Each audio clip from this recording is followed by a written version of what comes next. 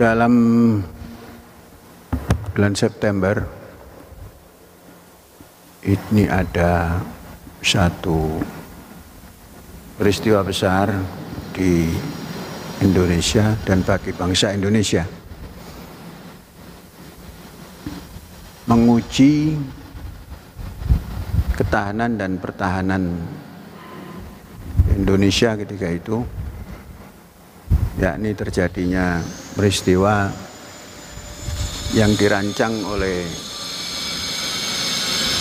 Aidit yang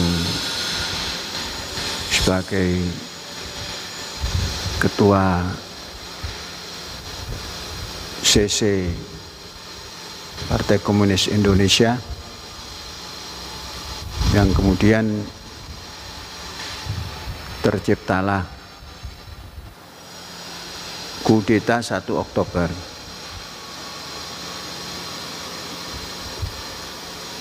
(30 September adalah gerakan pembersihan Tentara Nasional Angkatan Darat yang dianggap kontra revolusioner. Maka terjadi pembunuhan kepada jenderal-jenderal yang sangat banyak ketika itu. Itu terjadi karena dibuat sebuah isu dokumen yang dinamakan Gelkris, dokumen palsu yang dibuat oleh orang-orang komunis juga, yang mengatasnamakan Kedutaan Besar Inggris. Jadi ketika itu Bung Karno termakan isu Dewan Jenderal yang tertera dalam dokumen Gelkris itu, bahwa ada Dewan Jenderal yang akan atau yang kontra revolusi, yang kemudian kemungkinan akan mengambil alih kekuasaan. Tergoda dari itu,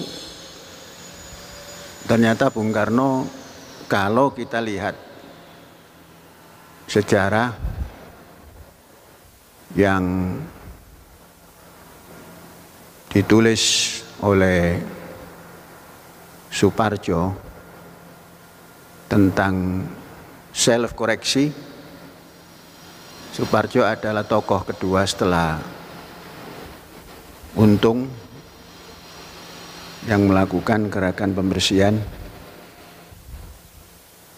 Self koreksi daripada Suparjo itulah yang membuka kedok semua. Bung Karno memerintahkan Untung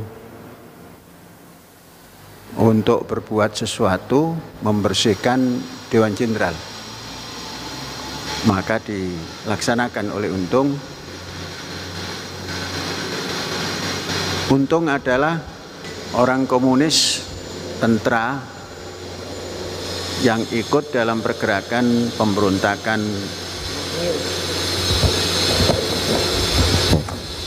Soviet Indonesia yang di Madiun, Republik Soviet Indonesia yang berpusat di Madiun, Februari 1948. Untung ketika itu berpangkat sersan yang selamat dan terus bergerak sampai menjadi orang kepercayaan di Cakrabirawa dengan pangkat Letnan Kolonel.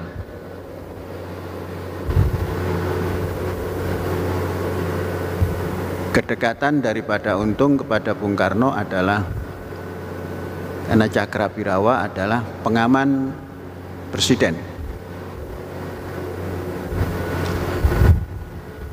Dan di dalam kekuatan komunis ada biro khusus yang menggarap tentara-tentara revolusioner, termasuk yang bisa diinventarisir dari gerakan 48. Salah satunya adalah Untung yang dibina oleh Syam sebagai biro khusus. Nah, ketika itu Bung Karno percaya untuk menyelesaikan jenderal-jenderal itu, karena Bung Karno diskusi dengan Aidit bahwa ada Dewan Jenderal tadi dan termakan oleh Bung Karno. Ini cerita yang saya sampaikan adalah berdasar tulisan Suparjo tadi. Kemudian Suparjo itu siapa? Suparjo adalah seorang jenderal brigadir lebih tinggi dari Untung, tapi di dalam gerakan 30 September Suparjo orang nomor 2. Nah, ketika itu Bung Karno memerintahkan dan berjalan Untung laporan kepada Bung Karno pada jam 4 pagi bahwa semua sudah diselesaikan. Tapi anehnya Bung Karno tidak menyambut positif atau negatif, diam saja. Maka Untung agak mempunyai gelagat, tidak merasa nyaman dengan tanggapan Bung Karno. Saudara-saudara, Bung Karno ketika itu terus masuk ke Halim, tidak di istana. Sekalipun istana sudah dikepung oleh pasukan dari Jawa Timur dan dari Jawa Tengah. Sebagian adalah pimpinan Latif ketika itu, Kolonel Latif.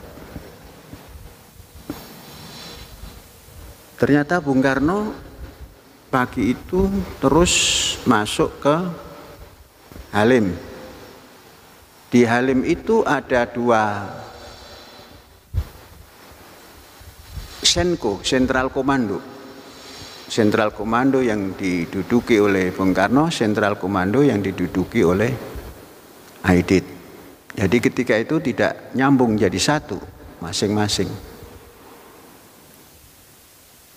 Kemudian terjadi pengumuman sekitar pukul 8 sampai pukul 10 menjelaskan bahwa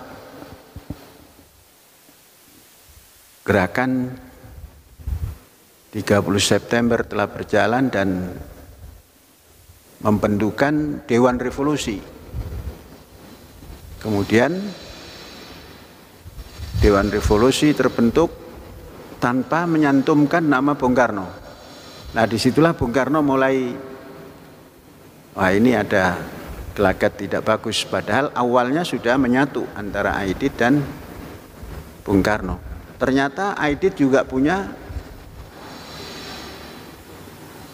pegangan sendiri bahwa satu saat harus berjalan bersama Presiden, kalau mungkin, dan kalau tidak mungkin berjalan sendiri, dan bahkan harus menyingkirkan Presiden. Perjalanan itu dimulai dari 4 Agustus tatkala Bung Karno sakit. Kita, kalau Syekh ketika itu sedang di Gontor pada 4 Agustus 65, terkenal berita ramai sekali bahwa Bung Karno sakit. Kemudian didatangkan Sinsai dari Peking yang menurut dokter kepresidenan bahwa itu bukan dokter, karena tidak ada tanda-tanda pendekatan penyelesaian penyakit itu dengan cara kedokteran, tapi cara pengobatan Sinsai. Dan keluar informasi bahwa Bung Karno ini kalau sekali lagi muntah, itu satu hari itu sudah 4 kali. Dia kalau tidak wafat ya lumpuh. Nah, di situ bergeraklah Aidit. Ternyata dibantah oleh Dr. Mahar Marjono bahwa Bung Karno sehat, sadar dan sehat. Bahkan seperti banteng ketaton, gagah kembali. Nah, itu dibuktikan 17 Agustus masih pidato. Nah, saudara-saudara, ketika itu, nah kita lanjut ke September lagi. Aidit sepulang daripada Peking ketemu Mao Zedong, mempunyai program-program bagaimana mengambil alih Indonesia menjadi kekuatan revolusioner, Republik Demokratik Revolusioner. Nah, dari situ memanfaatkan Bung Karno, dan Bung Karno sepakat dengan isu Dewan Jenderal. Kemudian Bung Karno memerintahkan Untung dan kejadianlah G30S dan berundinglah di Halim, tapi tidak berhadap-hadap saling mengutus utusan. Setelah terjadi pengumuman Dewan Revolusi yang tidak menyantumkan nama presiden, maka Jenderal Ketaton yang sudah diancam untuk dibunuh tapi selamat, itu memberikan tugas kepada Mayor Jenderal Soeharto untuk memegang komando Angkatan Darat. Nah, dipeganglah ketika itu, dan Pak Harto mempunyai feeling bahwa ini sudah kudeta karena tidak ada nama presiden. Pak Harto sendiri pada 30 September malam, pukul 11 malam, didatangi oleh Latif, menyampaikan bahwa akan ada penyelesaian Dewan Jenderal. Satu saja jawaban Pak Harto, apa presiden sudah paham? Sudah. Nah, diam sudah. Cuma oleh Latif tidak diterangkan bahwa diinstruksikan oleh presiden. Presiden sudah paham. Pak Harto orang yang sangat manut kepada pimpinan tertingginya. Kalau presiden sudah paham, ya sudah diam. Maka tidak ikut bergerak. Pak Harto setelah diangkat oleh Pak Nasution untuk mengambil alih jabatan, karena memang Panglima Kostrad mempunyai wewenang untuk mengambil jabatan Panglima Angkatan Darat jika Panglimanya berhalangan tetap. Nah, di satu sisi, tatkala ada pengumuman Dewan Jenderal tadi, pengumuman Dewan Revolusi yang Pak Bung Karno tidak disertakan, kemudian berunding,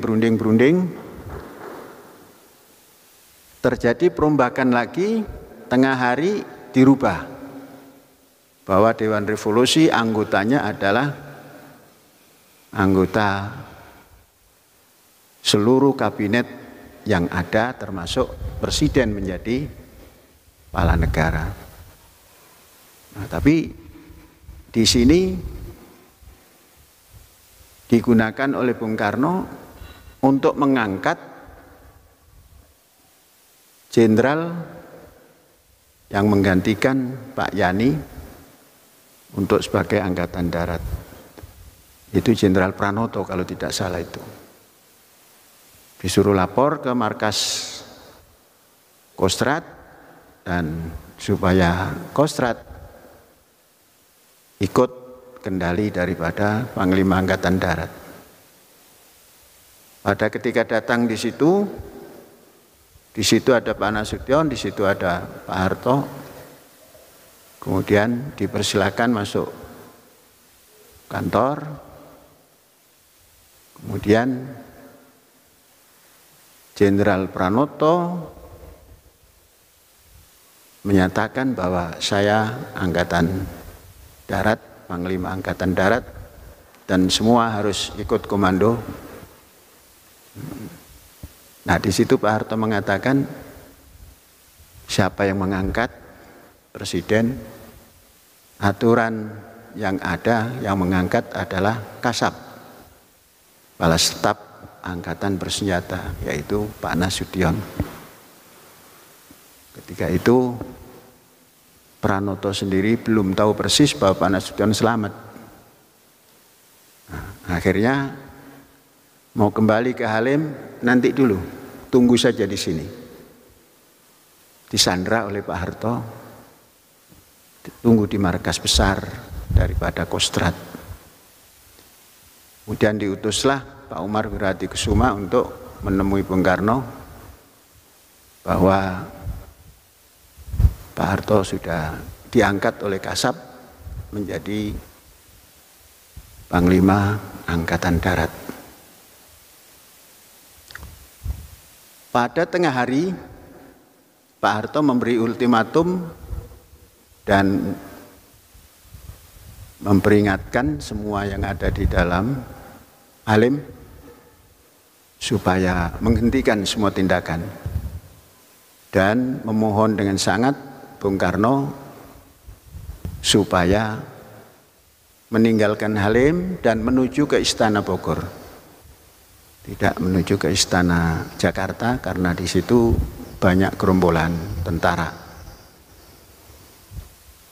Di saat itu Aidit sedang merencanakan pergi ke Jogja karena sudah melihat bahwa situasi sudah beda.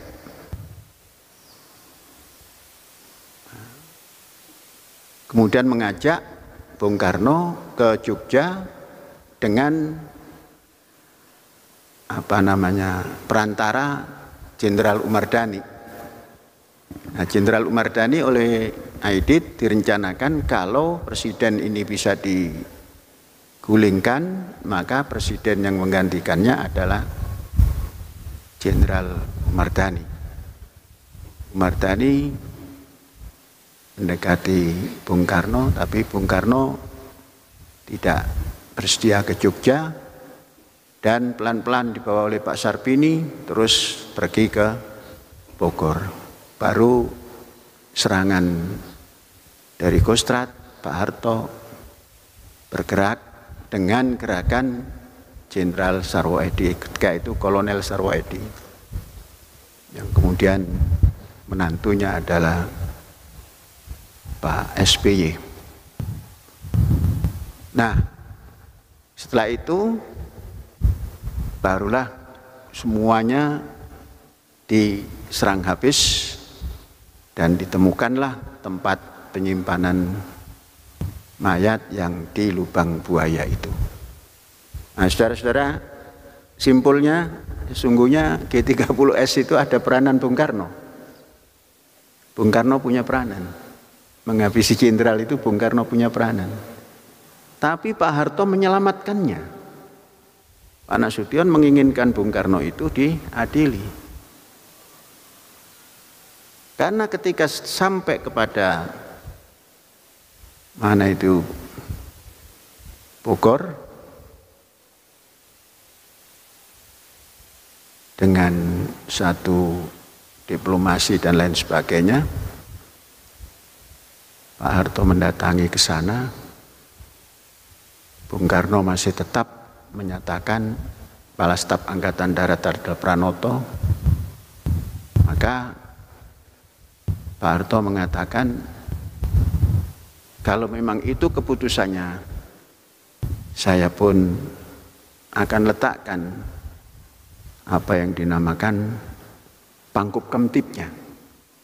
Nah, di situ Bung Karno keder, kalau bukan si Jenderal Kopech ini yang memegang nggak akan selesai.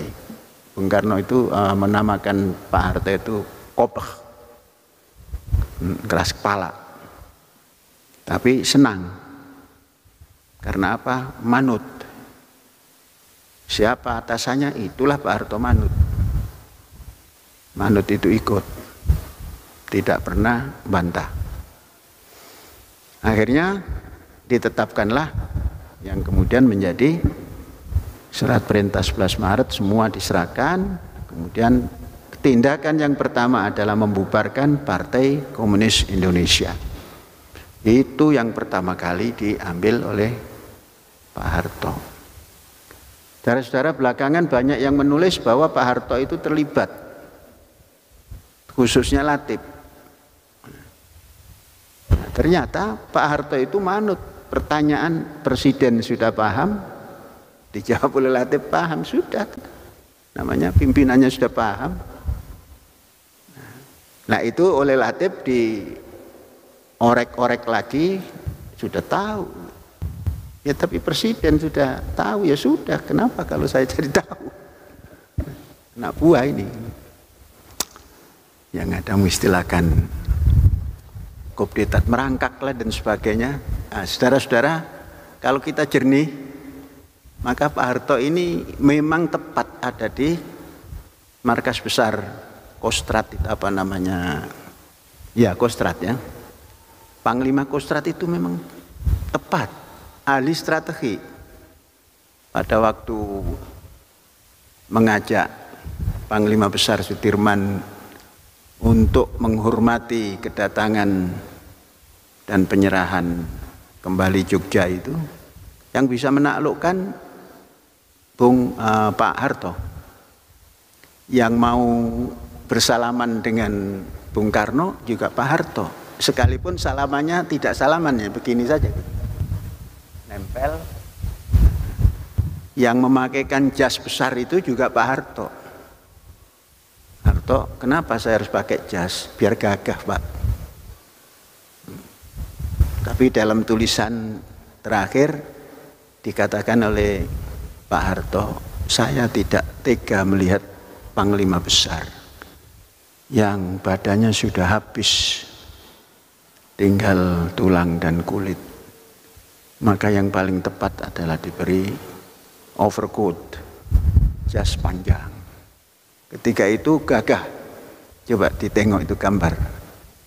Tatkala Bung Karno bersalaman dengan jenderal besar. Kalau bahasa Jawanya itu gatokan. Gatokan itu aduh.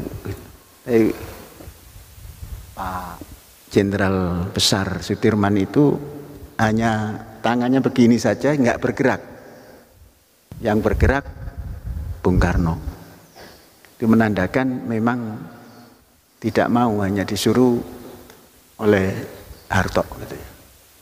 Saya setuju dengan, karena Harto yang ngatur.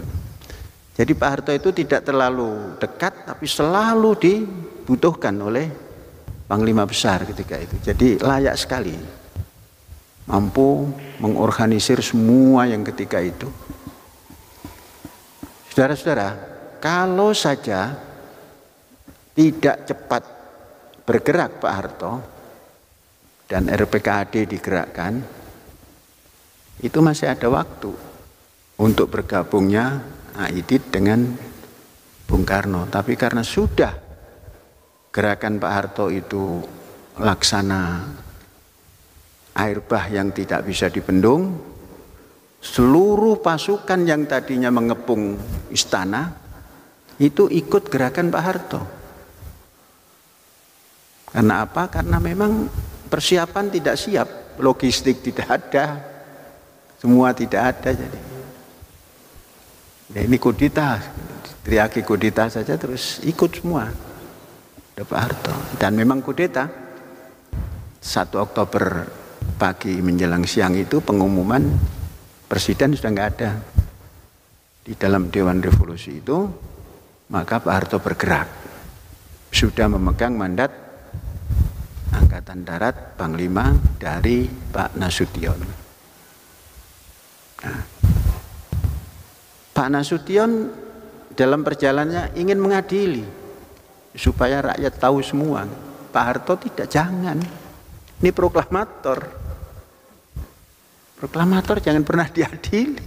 Sudah selesai tugas beliau gitu. Nah, baru ada pergantian presiden. Tetap Pak Harto tidak mau mengadili Bung Karno. Bung Karno adalah pejuang. Sudah kesalahannya ya memang begitu, ya sudah. Nah, itulah yang oleh yang lain dikatakan tentara ini tidak seperti Pak Nasution gitu. Nah, akhirnya berjalan terus. Yang tadinya Aidit menginginkan gerakan yang cepat, ternyata matinya lebih cepat daripada Bung Karno. Bung Karno masih sempat menikmati beberapa tahun, yaitu tahun 70, maknanya umur 69. Kalau Aidit beberapa bulan setelah itu, beberapa hari setelah peristiwa G30S, pindah ke Jogja. Di Jogja mau ngerahkan gerakan.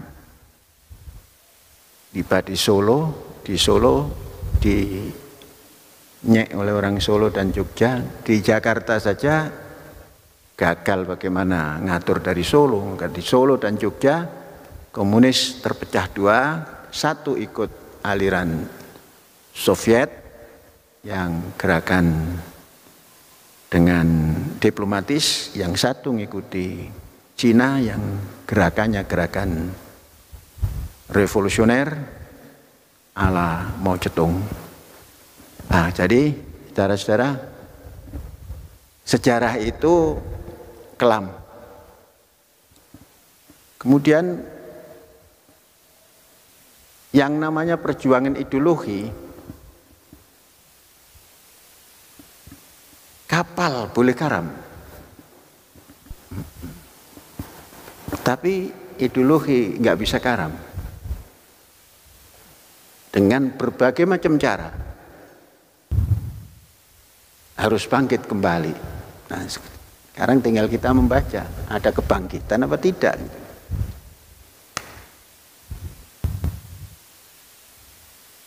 Maksudnya komunis, ada kebangkitan apa tidak? Kalau secara harfiah tidak ada. Kenapa? Sudah dilarang oleh keputusan MPRS ketika itu. Paham Marxis dan paham komunis dan partai PKI. Namun ideologi itu terkadang tidak harus punya nama. Tidak harus punya nama, tapi punya kekuatan, punya gerakan, dan punya visi misi lebih jauh. Itulah ideologi.